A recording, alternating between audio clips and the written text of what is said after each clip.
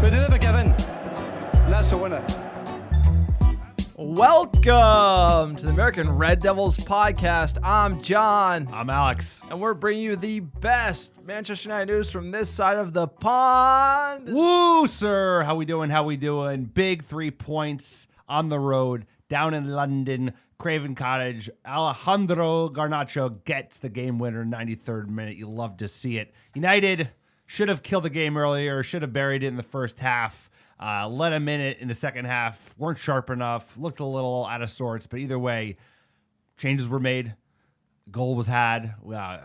Time by chance. I thought we were going to be ruining that one. I thought that was the big one to give us the go-ahead. But Garnacho, he steals it late. Great goal from the youngster. I got it wrong last pod, sir. I thought he was going with Argentina to Qatar. He's not. I think that actually would be a benefit to United. He'll be featuring for some of those pre-second half of the season games in Spain. And get to spend more time with the manager. How we feeling? How we doing? I'm speechless. I'm without speech. What a result. What a win. Sir Alex Ferguson. Fergie time. A little bit of magic from the Argentinian 18-year-old. Unbelievable. Garnacho. Remember the name. I mean, we've seen a lot of young players burst onto the scene. Erik ten Hag looks like a great manager to handle him because, like you said, he was kind of out of line. Benched him for a long time. I think the whole time he knew this kid was going to be something, and we have seen something from him.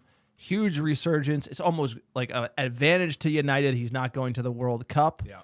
He's going to train with us. He's going to play in these friendlies, feature majorly in these friendlies. It's going to be a great experience for him.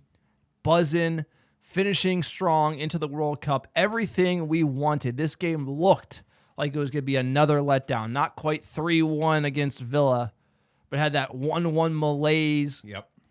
Players pulling out of challenges. World Cup on their mind.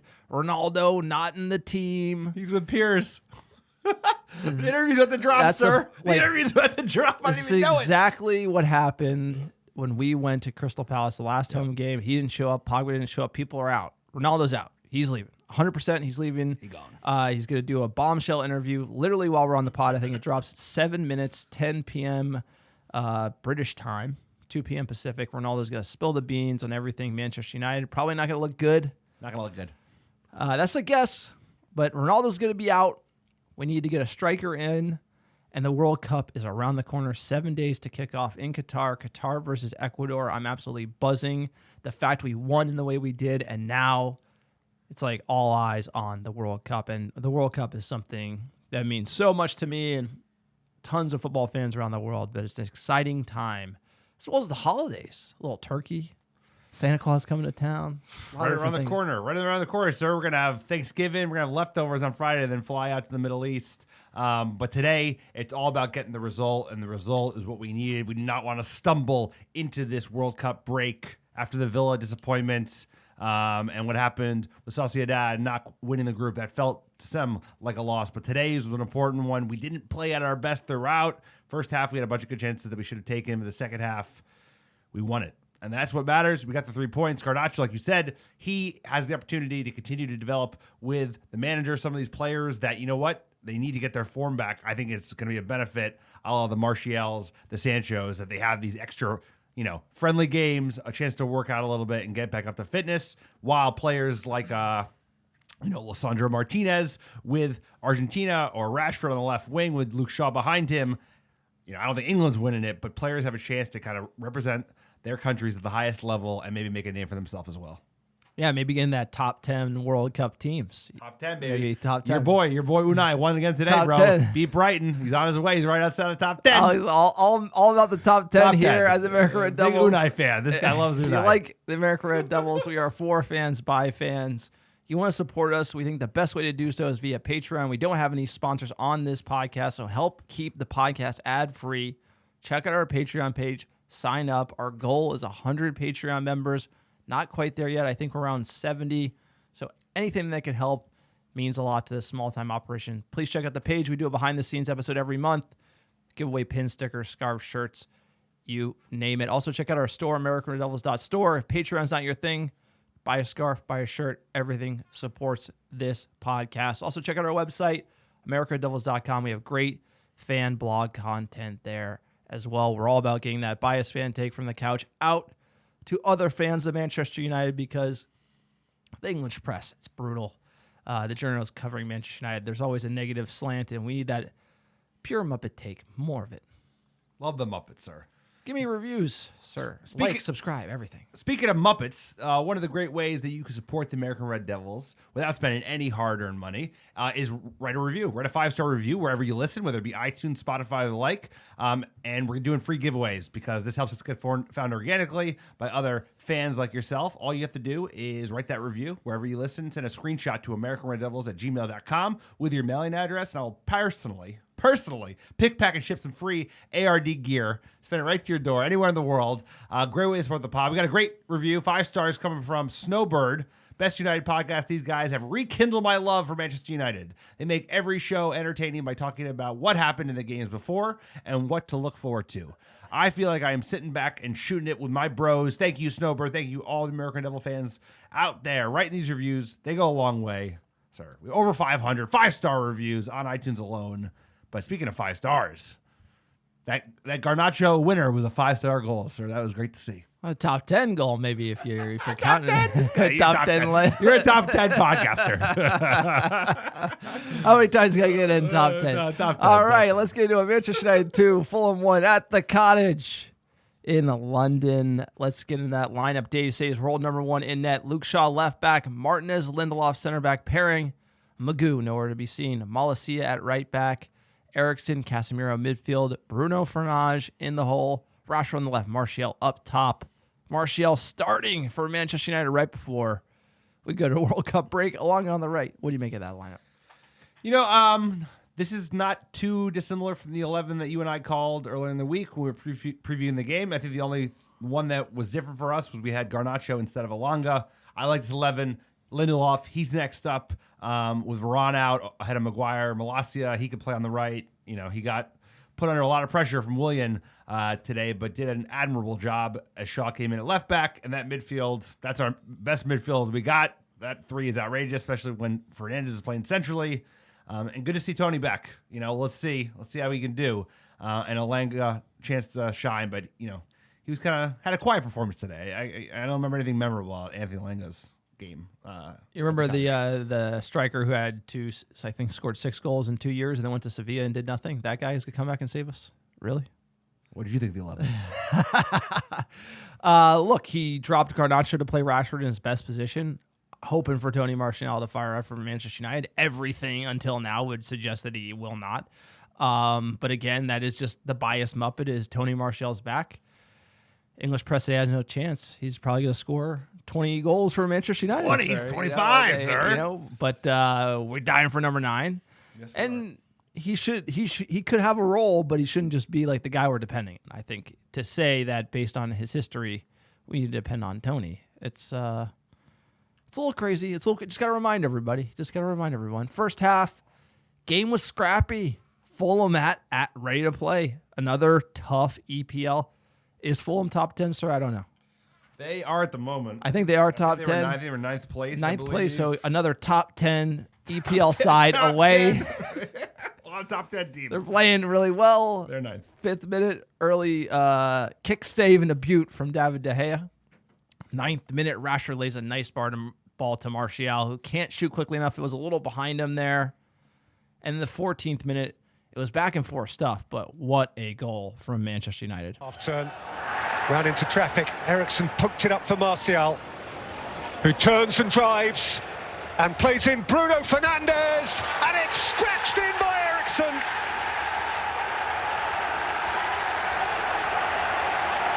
Finally, his first Manchester United goal. The little Danish magic man with a simple touch that means so much.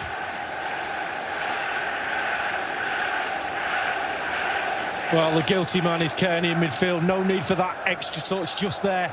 It just allows the tackle to come in. And then from this moment on, they're playing catch-up. And there's the run into the space from Fernandes. And he just aims at that far post. He's not trying to pass that. Eriksson, middle of the pitch. Watch him carry his run straight through the middle. There he goes. Eriksson, what a player. Wins the ball, gets to Martial, finds Bruno, and then makes the run, tracks it all the way to the far post. What a finish, and what a goal. Something he deserves. I mean, he's been a player. I don't think people talk about him too much, given the state of the whole club, but came in on a free, took a punt on United, and he's like a top player.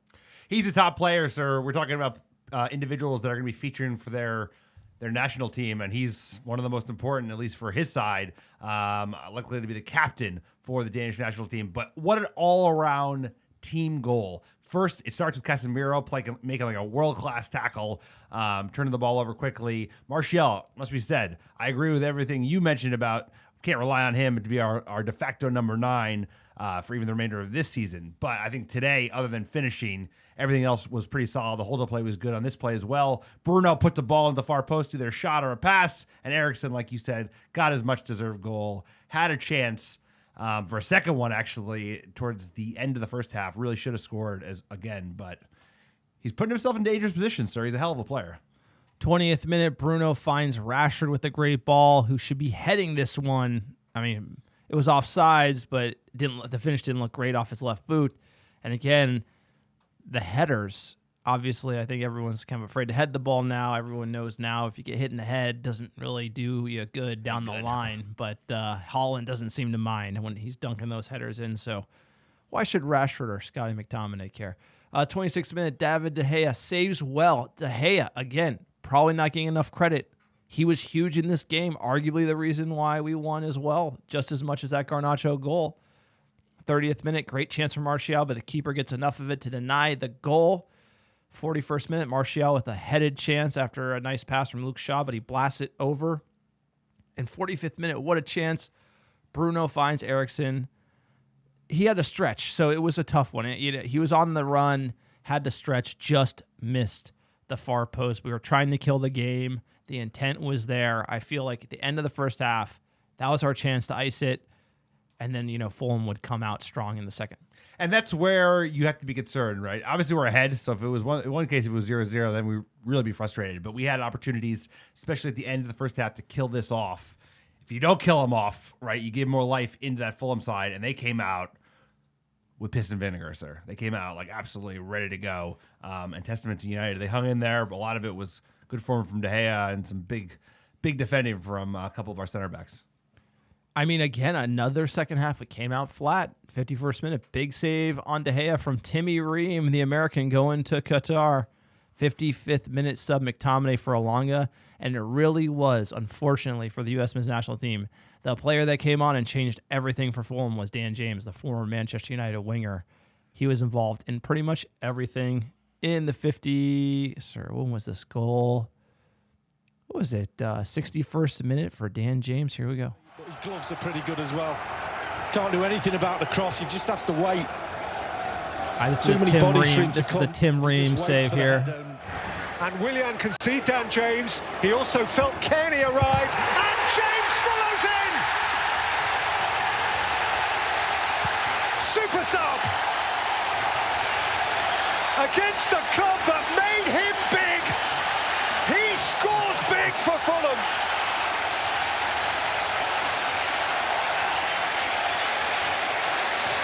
In one fabulous flash. Well, I said he had to work on his end product. He must have heard me. And it's Fernandes trying to keep the ball in, trying to do his side a favour. He keeps it in, but just for Fulham. And then William has a presence of mind to run in field, to create the space outside him. Kearney, brilliant ball, onside. James, 1-1. Luke Shaw lets him go. Luke Shaw is on Dan James and just lets him run across the face of goal. I feel like that's tired legs, mind on the World Cup probably, but you gotta be. There's two men there. There's Martinez. Luke Shaw has the man. Martinez should play the cross, and it's just late. It's just we're tired again. We're conceding. We're conceding goals like this all over the place, and when you are, it's hard to stop. And I think that's a good point as well. Those players that were involved in that. At least Martinez, he's going to be involved in the World Cup. That's probably one of the first mistakes he's made in a long time for us. So tired legs, like you said, not good enough from United. They had a couple decent chances. Fulham were very much in it in the second half, especially after they got this goal. But, there were some calls, sir. There were some calls, like a couple penalty calls, could be, would be, should be's. Inconsistency all over the place. Andres looked good. Dan James looked good. He's going to look dangerous against the United States with all that pace against Aaron Long. The scariest thing that I think as a United States fan is seeing Dan James come onto a game and look rapid. He is in shape, ready to go, and that is going to be the first game. Shaking in my boots. 71st minute sub Garnacho for Martial. Out with the old, in with the new. 71st minute, Alejandro is dragged down in the box. Could be a penalty. And this is 50-50. It's not given. If the ref doesn't give it, VAR does not give it. That's just the trend.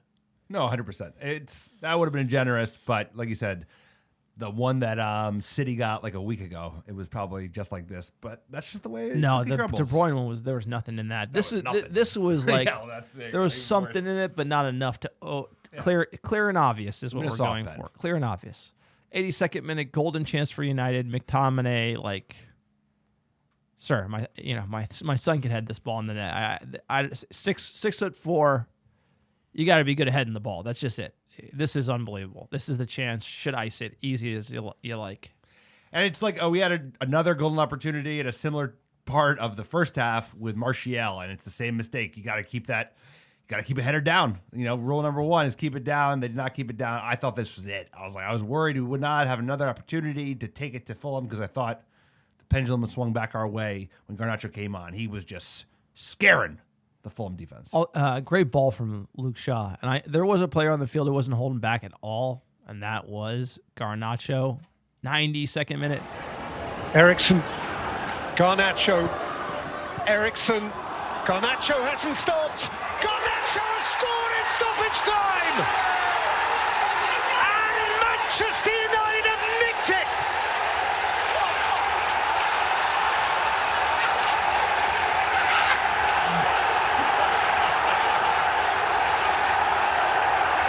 What a boy he is.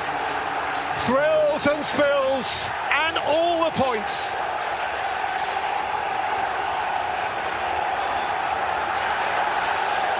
There's the name, remember it.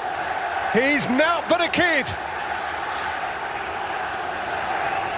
Now he is a Premier League man. Well, we talked about Daniel James. How many Garnacho jerseys were bought today while fans were ham-boned?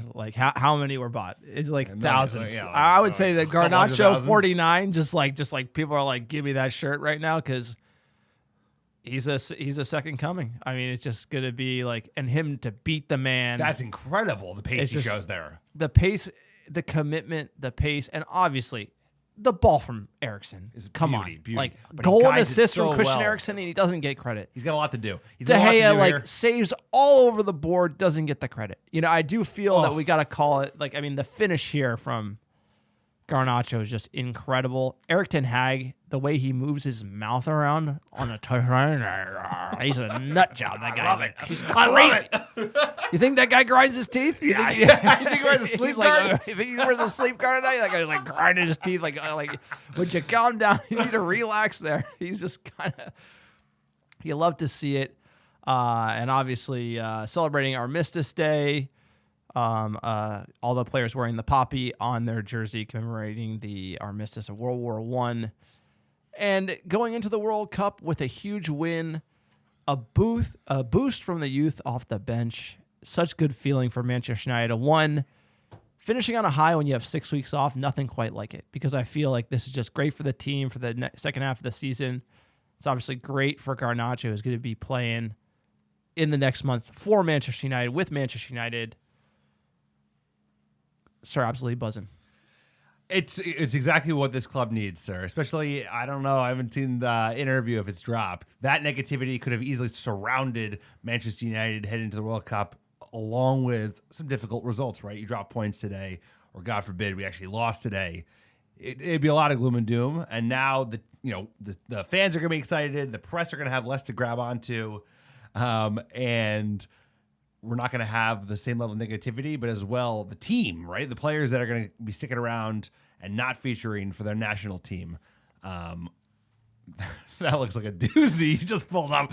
They are going to have great team building and great atmosphere headed into this break, right? With the wind at their back. Stat sheet: United 14 shots to Fulham's 14 on target.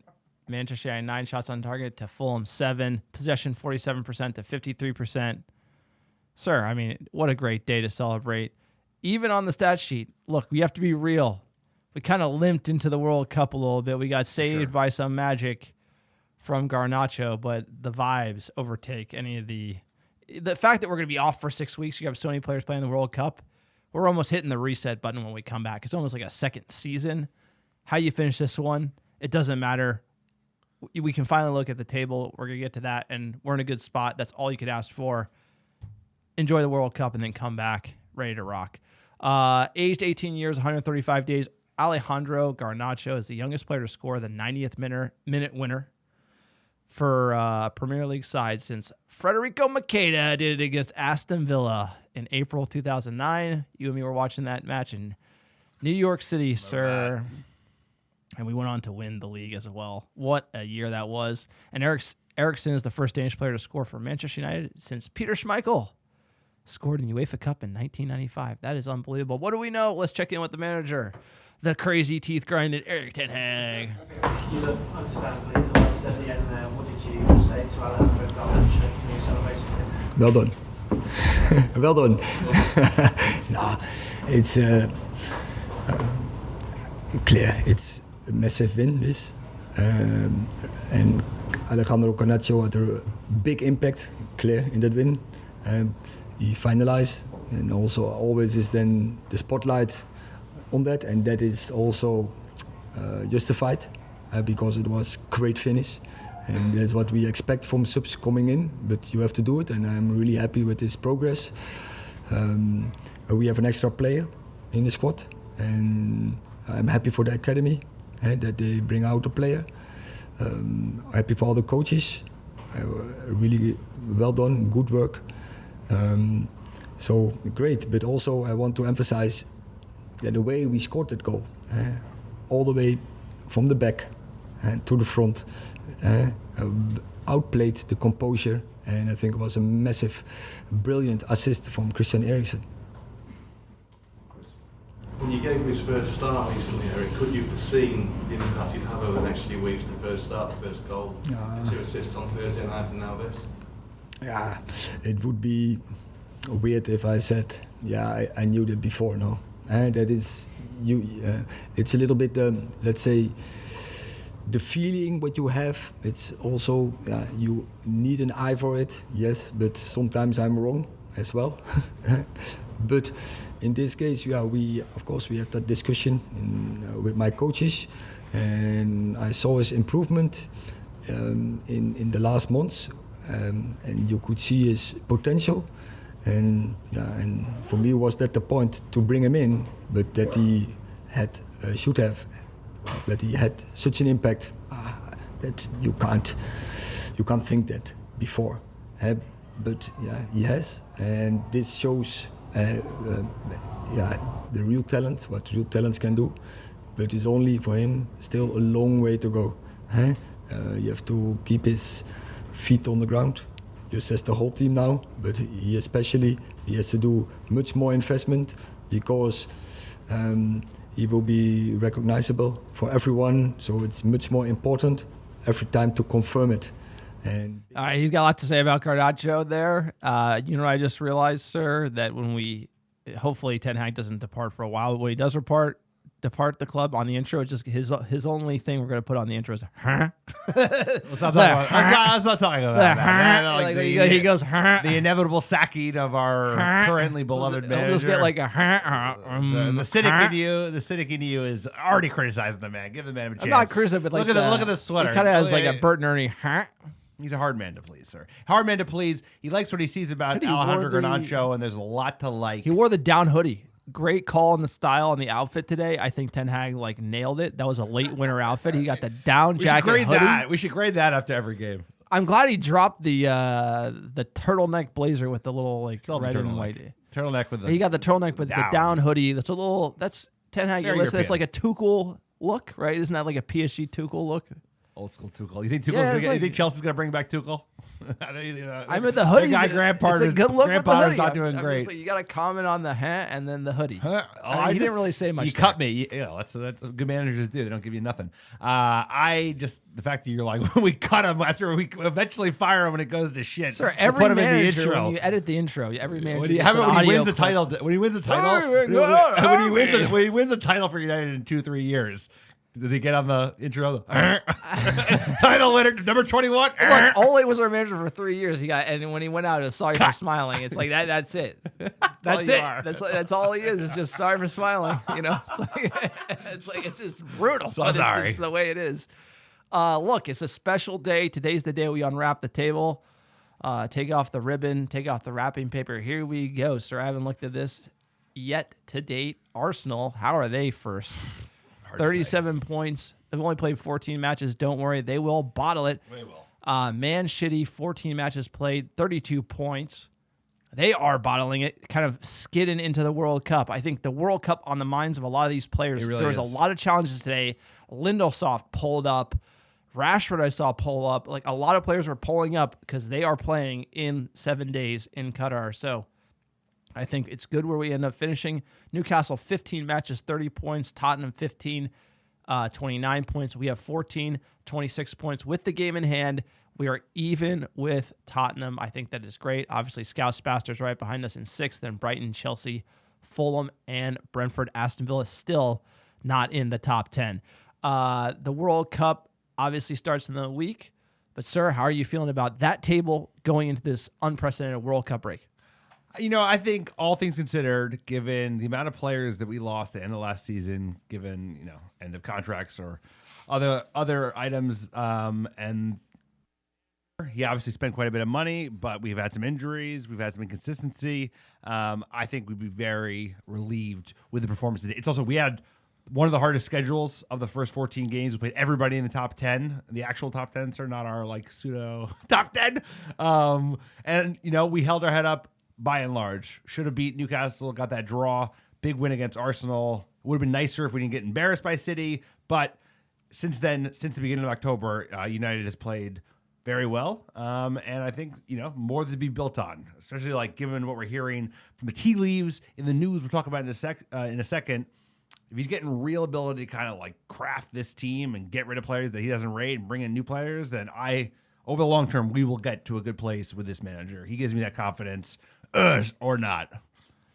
I think it's more of a look, you couldn't, if you had said to me that we would be game in hand tied with Tottenham for top 4 going into the World Cup break, you got to take that all day. Now, what I don't take is the 20 goals for, 20 goals against, 0 goal differential. I do not take that. That is not a good sign.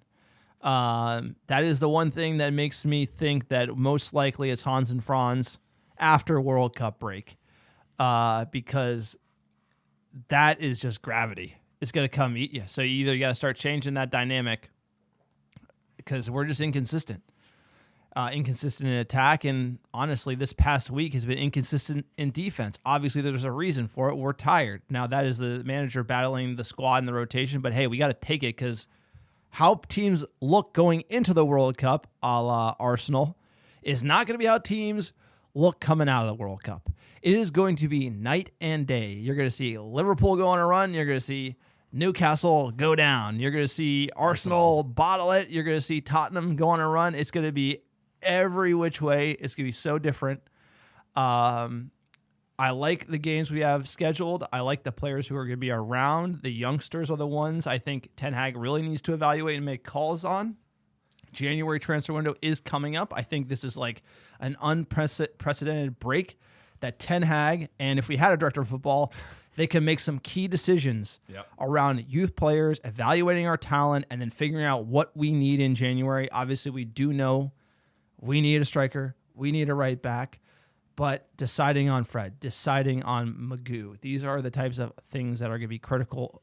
So if you think of Ten Hag, he came in A lot of work to do. Did some of it. Now we have 14 games played in the league, bunch of fixtures played in Europa League. Now he's going to be in a good spot to make those calls, and January should be active for Manchester United because having this period of a break is going to be really good for our manager to get his arms around what he needs going forward. The question is, will the board back him? We have heard rumblings that they will. We have heard rumblings Ronaldo's going, different things. Maguire's going to go. Fred's not interested, so where's the money, Lebowski?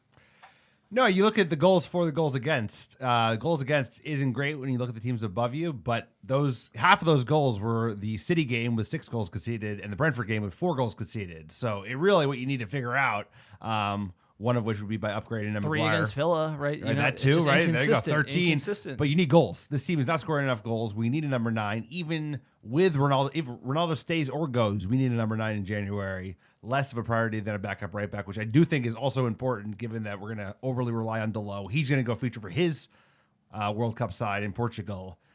So that's going to be the question for me. If we actually strengthen, if the team had the ambitions that its fans do, that I'm sure its manager does, that its players do, that was shared with the front office and the Glazers, then we'd be spending another probably $100 million in January, or at least getting in some bodies in the midfield and likely in defense. And I'm not very confident, but Ronaldo's probably on the way out, right? This Piers Morgan this is the grease. Just like this we'll is get the to grease that in in the the gears, news. sir. We'll get to that in the news. Grease in the gears. The thing but about the bring in a World Cup is the striker. injuries, right? You're rolling the dice. There's going to be injury. There could be Rashford injured, Eriksen Shaw. injured, Bruno injured. Like players can get injured, right? You know, this is another thing that is going to dominate the second half of the season. Who comes out of the World Cup healthy? Who goes deep in the World Cup?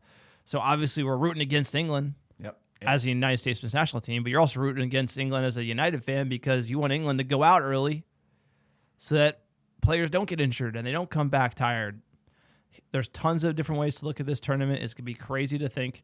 It's almost like, look, enjoy the World Cup, and we're going to reassess when we're back. But Manchester United do have some fixtures during the break. We're playing Cadiz December 7th at 11 a.m. Pacific, Real Betis, 9 a.m. December 10th, and then we're playing Burnley the Builders, December 20th, EFL Cup. That just snuck in there. Apparently, the EFL, there's like no time to play these games, so EFL Cup is going to be played. Isn't the December final on the 20th? 20th? Isn't the final of the World Cup on the 20th? We're going to look that up right So now. we're looking that up as we speak. Clearly, that December 18th is the final, and then we play the 20th. Insane. I have a feeling there aren't going to be any Manchester United players playing in the final. Just gonna let you know. As far as players featuring in Group A, the sole representative will be Malacia for the Netherlands. In Group B, we have a lot of players on England. You're going to see Harry Maguire and Luke Shaw and Marcus Rashford. Jadon Sancho and Dean Henderson have missed out. Jadon Sancho just not even included in the team, absolutely dropped. He's not in good form, hasn't been playing for United, not sure where he is or what he's doing. You don't like to see that for the money we spent. Group C, Argentina, Garnacho got bounced. So nobody in Group C. Martinez. Oh, Martinez playing for Argentina. Then you have Group D. Eriksen will be featuring for Denmark. Varane is racing to get fit for France. And obviously, Tony Martial, like, why would you bring him? He's not included. Hannibal will be playing for Tunisia, which is a curious one as well. In Group D, he's been playing well for Birmingham City. So hopefully he gets an opportunity to get some minutes because, you know what, he could use it. No players in Group E. Brazil United are heavily represented in Group G with 4 players making the cut. Fred, Anthony, Casemiro, and Telles, who is out on loan, all make the Brazilian team. I think Brazil is probably going to be the team to win it. Portugal, obviously, we got Delo, Bruno, and Ronaldo, technically still a United player. And Uruguay, sir, Facundo Pellistri will represent him, but apparently he might be on the way out. Lots of United players to watch on great teams in the World Cup across every group. So pretty much every day there's going to be a United player featuring. The World Cup's unbelievable. You got to tune in. You got to watch it. There's going to be some crazy games that come out of nowhere. And it's just the best time ever is watching the World Cup. Booking the bookies. Let's see who is favorites to win the World Cup. Brazil, no surprise, plus 450. Spain, plus 750. That's insane that Spain is highly favored. Then Netherlands, Denmark. Oh, actually, no. It goes Brazil, Argentina, France, Spain, England, Germany. Those are the top 6. Netherlands, Portugal, Belgium, Denmark.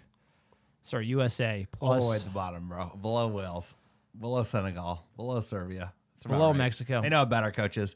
Respect. but- Respect, man. So we got players in actually all of those top 3 teams that are favored at least by the bookmakers. Brazil being the one that's most heavily represented. I believe Martinez will probably start every game if he's fit enough. Ron, same thing, if he's fit enough. So players are going to be featured. They're going to be pushing it to the limit. That's the one thing. They might have been holding it back in Fulham, in Villa, the last 2 games against them in the Cup and the League. But players are not. That's the one thing. You spoke about injuries. Like, players get injured at a high rate at the World Cup because the intensity is arguably the highest of any soccer competition that exists, because they care more about winning the World Cup than any other trophy, because it's representing their country and it's so hard to win it.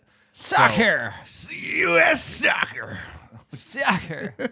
Berhofer. I'm never getting his name right because you know what? I hope they fire him. But I'm rooting for us. I mean, outside of Brazil, Argentina, France, it is a crapshoot. I mean, who's the dark horse that you think can steal it? Like, who's the team that nobody's going to see? There's always a team like nobody sees coming that does well at the tournament. Who do you think that is?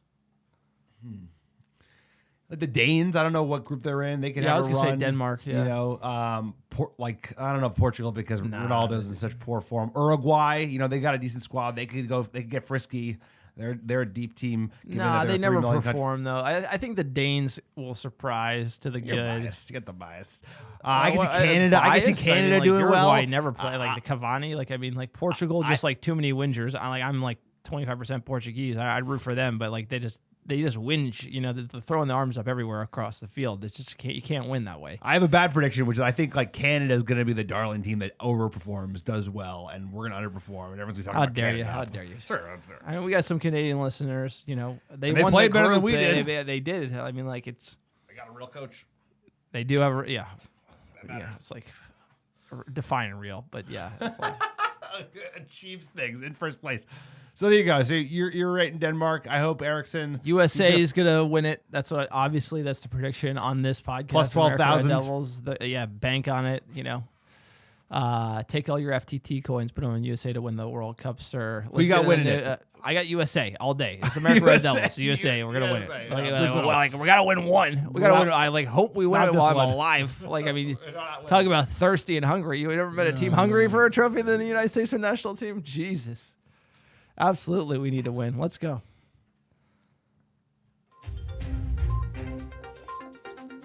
United in the news. Also, remember the U.S. men's national team takeover podcast. We will preview the World Cup is coming this Wednesday. Our boy Mike, U.S. men's national team insider, will be featuring on the podcast. He is pumped up. So we will get into everything USA. This was just sort of a United preview for the World Cup, but we will be switching to a United States men's national team takeover pod for the U.S. games, and then probably covering United news and everything in between, as well as United players in the World Cup. So if you're wondering what we're doing, we are still going to be getting you pods. Pod never sleeps. We'll be podding out in Abu Dhabi after we go to the USA-Iran game as well. What a time.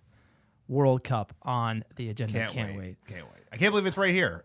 Usually in the summer. Sorry, Santa Claus. I feel like the magic. It's like when I was a kid. Starts in a week. When you were a kid and Santa was coming and that you had that magical feeling in your soul, and then someone told you Santa wasn't real, and that just killed you inside.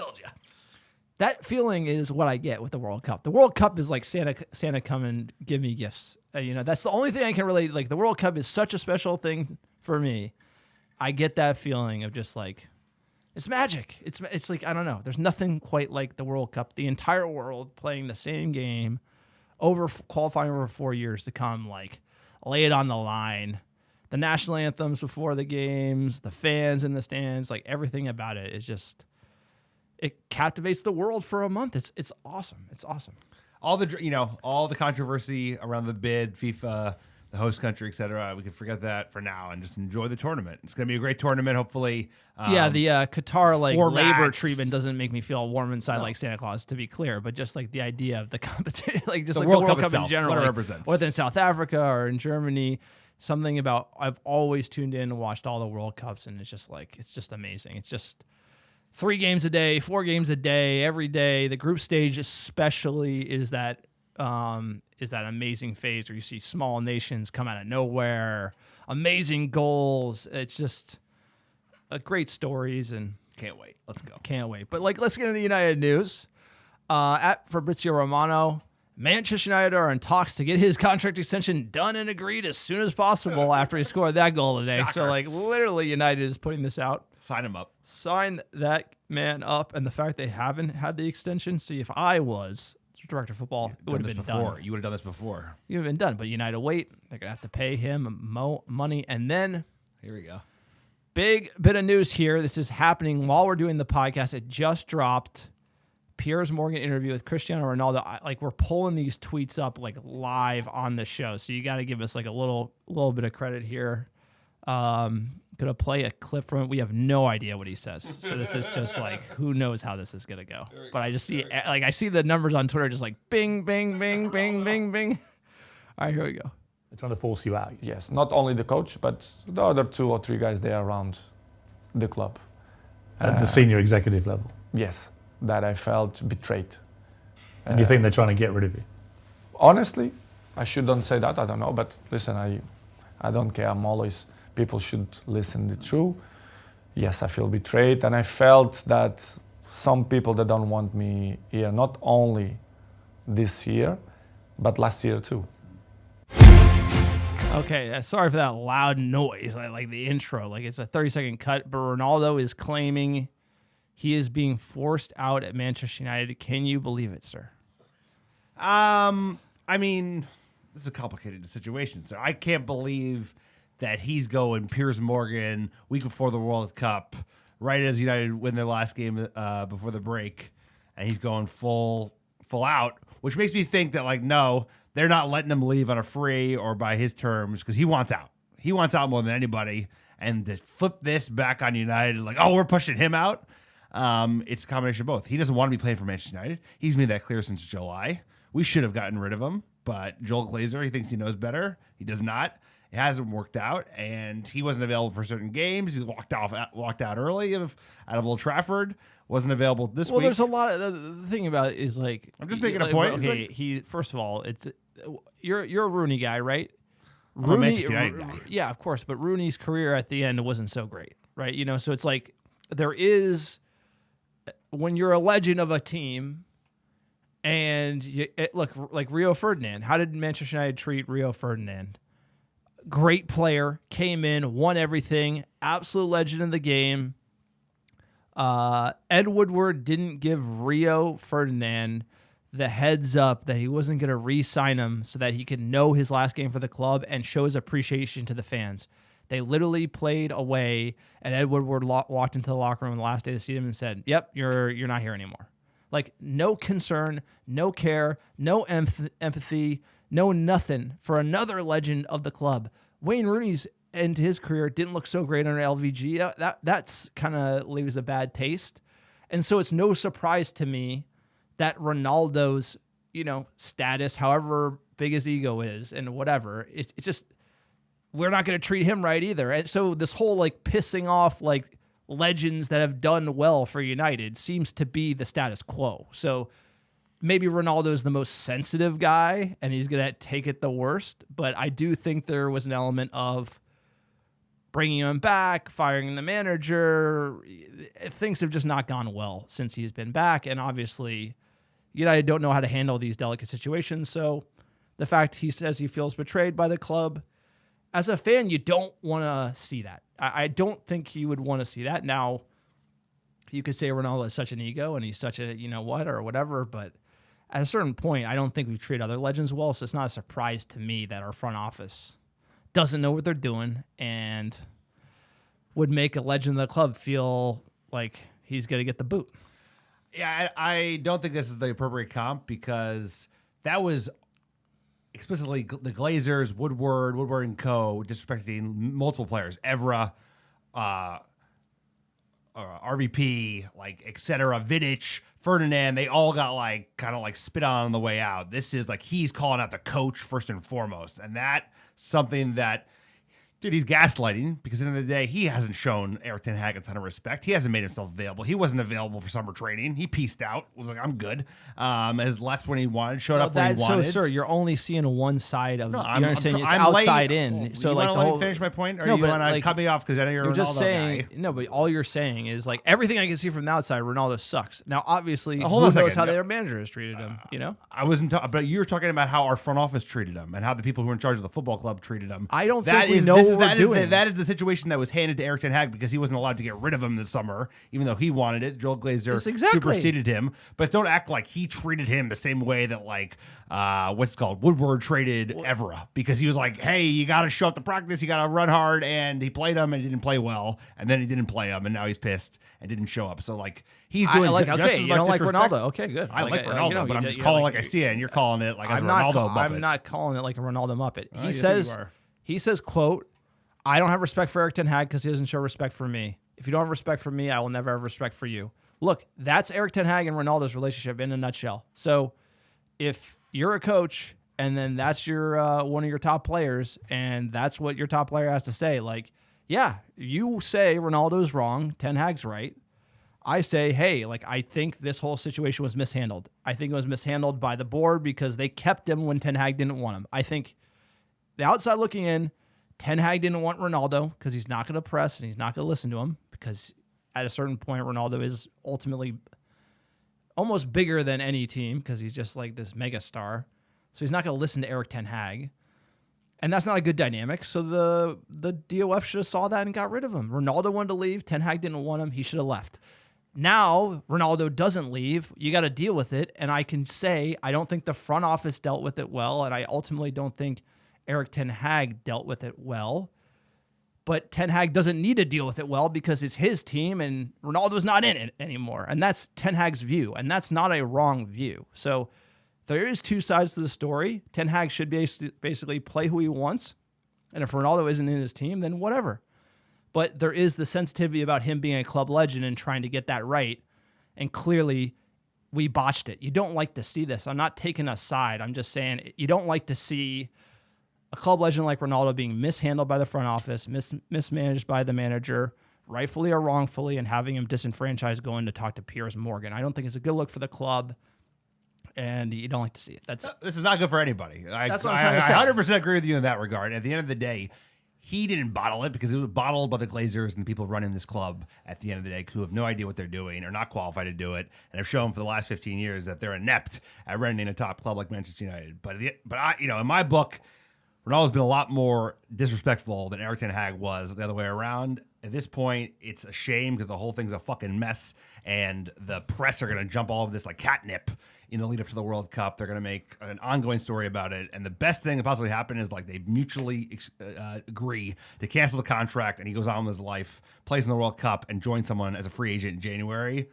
And that way we can just clean our hands and move on. There is a little, as a fan, there is something about like... there's something about like not tarnishing the United Ronaldo relationship, which it is tarnished. So like in the future, Ronaldo isn't going to be coming sitting back at Old Trafford. No. You know, it's like no, he's not. But like that seems on United. You know, it does like as difficult, as big of a star as X, Y, and Z as Ronaldo is. You would think that he could come back for a year or two, make the club a ton of money, which he has via sponsorships and done all the stuff.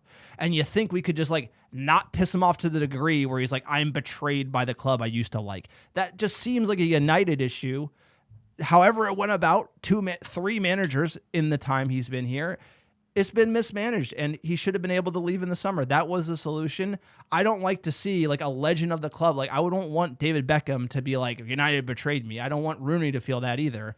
I don't want Ronaldo to feel that. And there is something that is, he should be a legend. There should be a statue of him at United. He's one of the greatest to ever do it. And for him to say like, this club betrayed me, it's not great. It's not a good look. It's not good for anybody. And it's like maybe the stars align. Ten Hag's stubborn. wants everyone under his thumb. Ronaldo's not into that. The Glazers should have gotten rid of him. There's a lot of reasons why it led to this, but you'd like to think United could not let it come to this, and it's sad to see. It really is sad to see because you see the headlines, United have betrayed me. Basically, Ronaldo talks about, Sir Alex Ferguson said to me, it's impossible for you to come to Manchester City. And he said, yep, I'll come back to United. Should have never come back. At the end of the day, he should have gone to Man City then. He probably should have gone to Man City, but he definitely should not have come to Manchester United. But he decided United. to come to United. He did. But if you look at as how we were doing... As a fan, we wanted that, you know? But our fan, we're Muppets. We want everything. It was never the right move, right? Because how did last season go? He played well, but the team was a disaster, one of the worst performances that they've ever had. And... you know what? It was never the right decision because United has been a fucking mess since Fergie left. And why would it go any differently? And everything was poorly managed. The Rangnick appointment was poorly managed. The summer was poorly managed. They didn't let him leave. And then you bring in a new manager who has to have an influence because the place has been a fucking cluster for the last 5 years since basically Jose left, where there's no one in charge. And he was trying to put his grip on the thing. And then, of course, he gets caught in the backfire, and now it makes everybody look like idiots. So it's a mess, sir. It's not and he said on Rangnick, he's like, you're not even a coach. How are you going to be the boss of Manchester United? I never heard of him. I mean, like, that's not it's not wrong, you know, and it didn't go well. You know, it's just, he also goes on to say, I feel some people didn't want me at Manchester United. There was an element of that. He came back and some people didn't want him back. You know, I felt like Ronaldo just gets a lot of criticism, and for whatever reason, coming back to England, he got a ton of it. And United had a bad season. It just didn't work out. It's sad. I don't like to see this. You know, I obviously like Ronaldo, but if this was Wayne Rooney, I wouldn't like it either. If it was Van Persie, for example, I like Van Persie coming back and like relishing his time at United. I like legends coming back and loving it. You know, it's like that's what it should be. It's not good for anybody because it tarnishes the club. It makes the club look like idiots because you know what? They didn't handle it well. Ronaldo, he didn't handle it great. And now you just have a big fucking mess on your hands. And here we are, like, sitting in the middle of it and what we should talking about the World Cup. What about Paul Pogba? What about Lukaku? What about, like, there's so many of these players that come to United and hate United. Yeah, but they weren't legends. They weren't like, no, they weren't think legends. But like, I understand, but like, you have to also like look yourself in the mirror when like Sanchez came in, hates United. Cavani came in, now he hates United. Like all these players come in. United. He didn't like it on the way out, dude. He was stopped pissed. showing up. Exactly. The club's poorly run. That's we talk about it for you every also podcast. need to look in the mirror, and be like, how many players? I can go down the list of all the Glazers.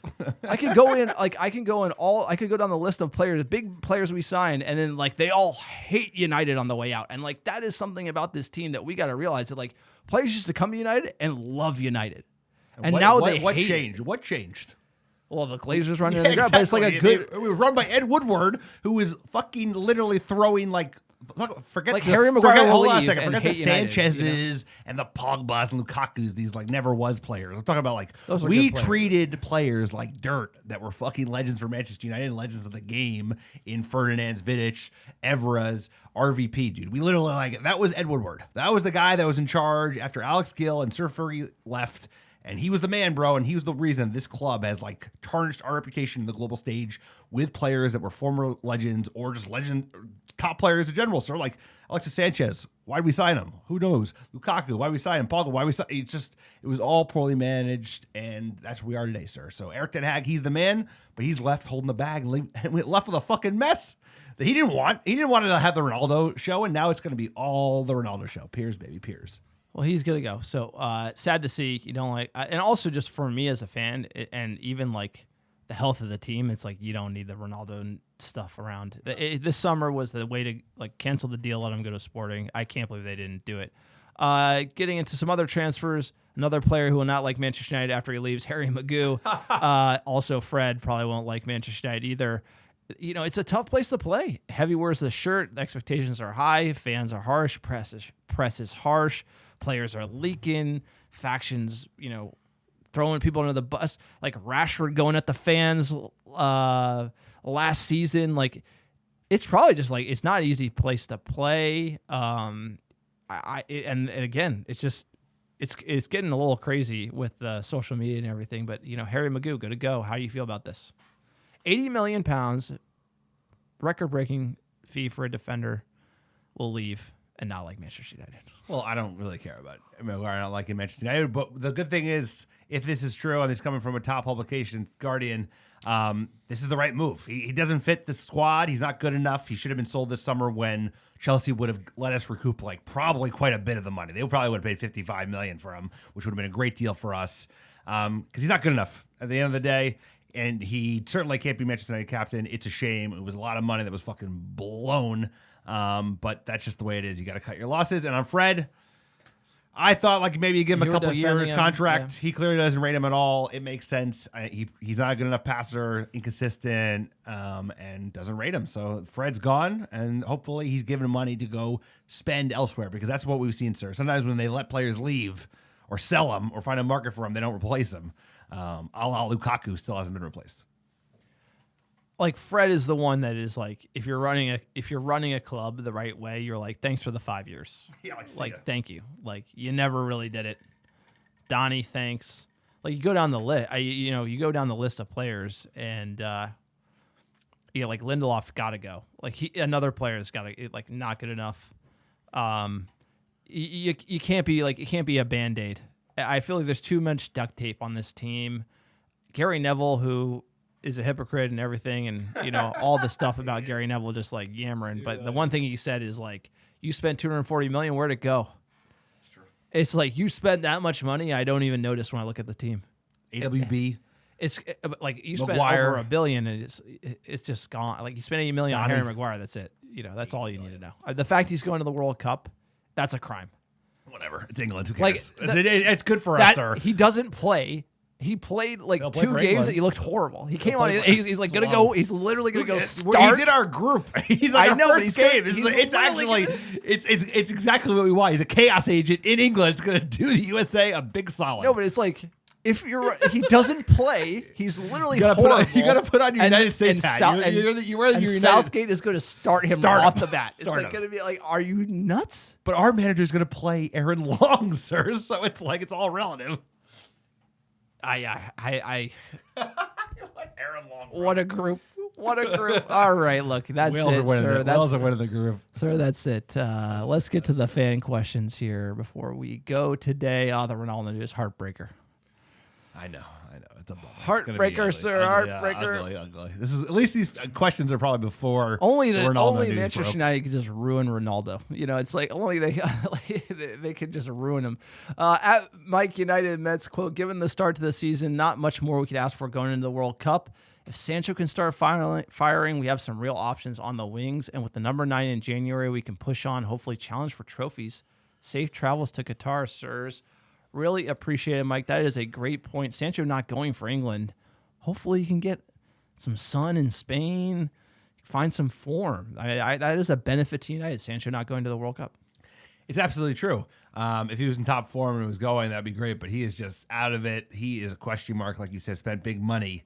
Can he make it at Manchester United? Heavy wears the crown. Indeed. It's not for everybody. Can he do it under this manager? Is he willing to sacrifice the way other players had to get their minutes? We'll see. But I think actually these December games for us in Spain are going to be important ones because the players on the fringes need minutes. At Rolling the Deep 1995, sirs, 2 Argentinians have made us very happy this season, and while we should have won this game by halftime, I'm thoroughly entertained by that late winner knocking on the door of top 4. Let's go United. See you, sirs, in a few weeks. Going to miss y'all. We are going nowhere. U.S. Men's National Team Takeover podcast next Wednesday. Obviously, if you don't want to listen to that, understand, but we will be covering United in the news section as well as, talking about United players in the World Cup as well.